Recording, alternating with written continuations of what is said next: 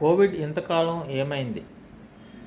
ఈ అంశం గురించి మనం ఒకసారి సామాజిక పరిశోధన చేసినట్టయితే, కోవిడ్ అనేది ఒకసారి ఈ సమాజంలో వచ్చిన తర్వాత అది పూర్తిగా పోవడం అనేది జరగదు. అయితే అది విజృంభించకపోవడం అనేది మనం సాధారణంగా చూస్తుంటాం. చలికాలంలో దోమల సంఖ్య విపరీతంగా ఉంటుంది. వాతావరణం మారినప్పుడు ఆ దోమలన్నీ కూడా బయట వాతావరణాన్ని తట్టుకోలేక ఇళ్లలోకి ప్రవేశించి ఇళ్లలో ఇబ్బంది పెడుతుంటాయి. ఆ చలి మనకి ఎక్కువగా ఉన్న ప్రదేశాల్లో ఈ దోమల సంఖ్య అయితే తక్కువగా ఉంటుంది. చలి తక్కువగా ఉండే ప్రదేశాలంటే ఇంట్లో కొంచెం వేడి ఉంటుంది కాబట్టి ఆ ప్రాంతంలో ఆ సమయంలో మనకి దోమల బెడద అనేది కూడా పెరిగిపోతుంది. అదే రీతిన ఈ కోవిడ్ వైరస్ కూడా చలికాలంలో అనేక రకాలైనటువంటి వ్యాధులు సహజంగా వస్తుంటాయి. వైరల్ ఫీవర్స్ అనేవి స్టార్ట్ అవుతాయి. ఆ వైరల్ ఫీవర్స్ అన్నీ కూడా 2 days 3 days ఉంటాయి. ఎలాంటి వైరల్ ఫీవర్ అయినా కూడా ఎక్కువ టెంపరేచర్స్ వస్తాయి. అదేవిధంగా ట్యాబ్లెట్ వేసిన తర్వాత తగ్గినట్టు ఉంటుంది, మళ్ళీ వచ్చినట్టు ఉంటుంది. ఆ వైరల్ ఫీవర్ అత్యధికంగా మనకి 2-3 రోజులు మించి ఉండదు. అయితే కోవిడ్ అనేది మనకి వచ్చే సమయంలో మనం గమనిస్తున్నది ఏంటంటే దగ్గు, జలుబు, కఫం ఇటువంటివన్నీ కూడా మనం గమనిస్తూ ఉంటాం. చలికాలంలో ఎక్కువగా మనం బయట తిరిగినప్పుడు ఈ కఫం, దగ్గు అనేవి ఇవన్నీ కూడా వస్తుంటాయి. వాటికి తోడు వైరస్ మనకి ఎఫెక్ట్ అయినప్పుడు ఆటోమేటిక్గా అనీజినెస్ అనేది వస్తుంది. మనిషిలో ఎప్పుడైనా కూడా సాధారణ జ్వరం వచ్చినా తినడానికి రుచి మనకు తెలియదు. కోవిడ్ వచ్చినా అదే సిమ్టమ్స్ చెప్తున్నారు. అదేవిధంగా ముక్కు పట్టేయడం, ఊపిరాడకపోవడం అనేది కూడా సహజంగా మనకి కోల్డ్ బాగా ఇబ్బంది పెట్టినప్పుడు ముక్కు పట్టేయడం, ఇబ్బంది పెట్టడం జరుగుతుంది. అయితే మనిషి ఎప్పుడైతే ఈ కోవిడ్ భయంతో ఆందోళనకు లోనవుతారో వాళ్ళ పల్స్ తగ్గడం, లేదంటే టెంపరేచర్స్ పెరిగిపోవడం, ఇతర సమస్యలు అనేవి ఎక్కువ అవుతాయి. వాటిని దృష్టిలో ఉంచుకొని గతంలో కూడా ఈ కోవిడ్ అనేది మనకి ఒక 3-4 నెలల నుంచి స్టార్ట్ అయింది. ఈ చలికాలం స్టార్ట్ అయిన ప్రారంభం నుంచి బోల్డ్ జ్వరాలు అనేవి వచ్చాయి. అయితే అప్పుడు ఎవరు కూడా కోవిడ్ టెస్టులు చేయించుకోలేదు. దానివల్ల కోవిడ్ వచ్చిందా, మామూలు జ్వరం వచ్చిందా అనేది తెలియలేదు. ఏదైనా వైరస్సే. Viral fever, covid virus fever అవ్వచ్చు, ఇంకో వైరస్ అవ్వచ్చు. ఏ వైరస్ అయినప్పటికీ కూడా వైరల్ ఫీవర్ అనేది కొంచెం ఒక 2-3 రోజులు ఇబ్బంది పెట్టి తర్వాత ఆటోమేటిక్గా అదే తగ్గిపోతుంది. ఆ రకంగా మనం భయపడకుండా ఉంటే ఆటోమేటిక్గా కోవిడ్ కానీ, సాధారణ జ్వరం కానీ, సాధారణ జలుబు కానీ ఏదైనా కూడా తగ్గిపోద్ది. మనం టెస్ట్ చేయించుకొని ఆందోళనకు లోనయ్యి ఊపిరాడక ఇబ్బంది పడుతూ ఆందోళన చెందితే ఆటోమేటిక్గా దానిపైన మందుల ప్రభావం ఎక్కువై మనిషి తుది శ్వాస వేయడానికి అవకాశం అనేది ఏర్పడుతుంది. ఒక సామాజిక విశ్లేషకుడిగా ఈ అంశాన్ని మీ ముందుంచుతున్నాను. సాధారణంగా మనకి ఏ జ్వరం వచ్చినా, ఏ జలుబు వచ్చినా కూడా ముక్కు పట్టేయడం, లేదంటే కఫం రావడం, లేదంటే దగ్గు రావడం, తలనొప్పి రావడం ఇవన్నీ సహజం.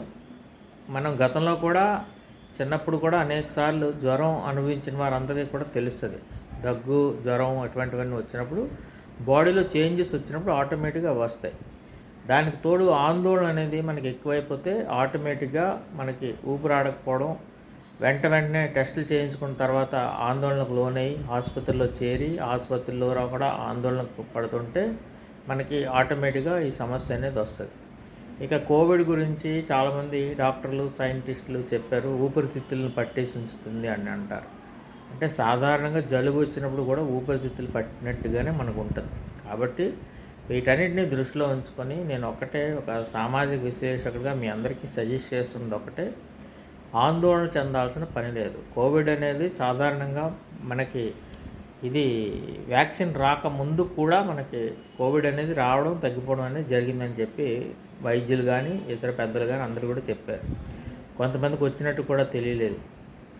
ఏదైనా అది కూడా సాధారణమైనటువంటి జబ్బే. దానికి సంబంధించి ప్రత్యేకించి ఆందోళన పడిపోతే మాత్రం జనానికి ఇబ్బందులు తప్పవు. దాన్ని గతంలో మనం అనుభవించాం.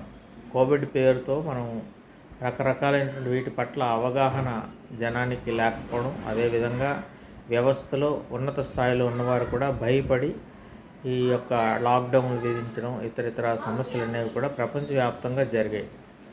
సో భయానికి ఎప్పుడైనా కూడా మనిషిలో రకరకాలైనటువంటి మార్పులు వస్తాయి. యాంగ్జైటీ బాగా పెరుగుతుంది. దాన్ని దృష్టిలో ఉంచుకొని ఇకపైనైనా మీరు సాధారణంగా జ్వరం, జలుబు అనేవి 2-3 రోజులు అనేవి సహజంగా ఉంటాయి. వచ్చిన వెంటనే తగ్గిపోవడం అనేది ఉండదు. కాబట్టి ఎక్కువ టెస్టులు చేయించుకుంటే ఆటోమేటిక్గా కోవిడ్ గతంలో ఉన్నది పోయిందా అంటే పోయినట్టు కాదు, ఎప్పుడూ ఉంటుంటుంది. చలికాలం అంటే సీజన్ మారినప్పుడు ఈ జ్వరాలు, జలుబు అటువంటివన్నీ కోవిడ్ కూడా అదే టైంలోనే వస్తుందని చెప్పి గుర్తించిన నేపథ్యంలో మరి వైరల్ ఫీవర్స్ ఏవైనా కూడా ఒకటే పద్ధతిలో ఉంటాయి కాబట్టి వాటిని మనం నియంత్రించుకోవడానికి మనం ప్రయత్నించాలి. అంతే తప్ప ఏదో మనం ఆందోళన చెందితే ఆటోమేటిక్గా అది ఎప్పుడు కూడా జరగదు. అదేవిధంగా కోవిడ్ ఎలా వస్తుంది అనేది కూడా కొంతమంది అది ముట్టుకుంటే వస్తుంది, ఇది పట్టుకుంటే వస్తుంది, ఇది జనాల మధ్యలో ఉంటే వస్తుంది అంటే జనాల మధ్యలో ఉన్నవి ఏదైనా కూడా వైరల్స్ ఏవైనా కూడా జనాల మధ్యలోంచే వస్తాయి.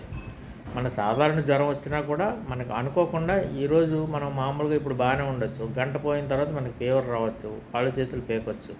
అంటే వైరస్ ఆ టైంలో మనకు ప్రవేశించిందనమాట. అంతేగాని పలానా చోటుకి వెళ్ళాం, పలానా మనిషిని ముట్టుకున్నాం, పలానా మనిషిని చూసాం, ఈ రకంగా చాలామంది అభిప్రాయపడుతుంటారు. అయితే ఇవన్నీ కూడా కొంతవరకు ఇబ్బందిని కలిగించేవే. కాబట్టి వీటన్నిటిని దృష్టిలో ఉంచుకొని మనం జాగ్రత్తలు తీసుకోవడం సహజమే. అయినప్పుడు కూడా మనం వ్యక్తిగతంగా పరిశుభ్రతను పాటిస్తూ ముందుకెళ్తే ఎటువంటి పరిస్థితుల్లో కూడా ఇబ్బందులు ఉండవు. అదేవిధంగా దగ్గు, జలుబు ఉండేవారు కానీ, జ్వరం ఉండేవారు కానీ వారుగానే దూరంగా ఉండి ఇతరులకు సపోర్ట్ చేస్తే ఇది స్ప్రెడ్ అవ్వకుండా ఉంటుంది.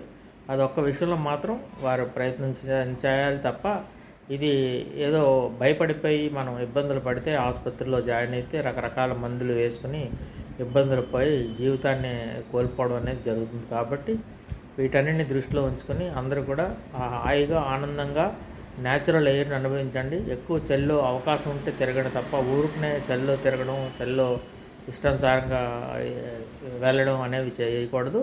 వాటన్నిటికీ కొంచెం దూరంగా ఉండి ఎవరికైనా ఇబ్బందికర పరిస్థితులు ఉన్నప్పుడు వారు కొంచెం స్వల్ప దూరాన్ని పాటిస్తే ఇటువంటి ఇబ్బందులు లేకుండా సమాజం యథావిధిగా ఎప్పుడూ ఉండే విధంగానే మనకి కొనసాగుతుందని చెప్పి ఆశిస్తూ ధన్యవాదాలతో మీ సన్మూర్తి, సామాజిక విశ్లేషకులు. నమస్కారం.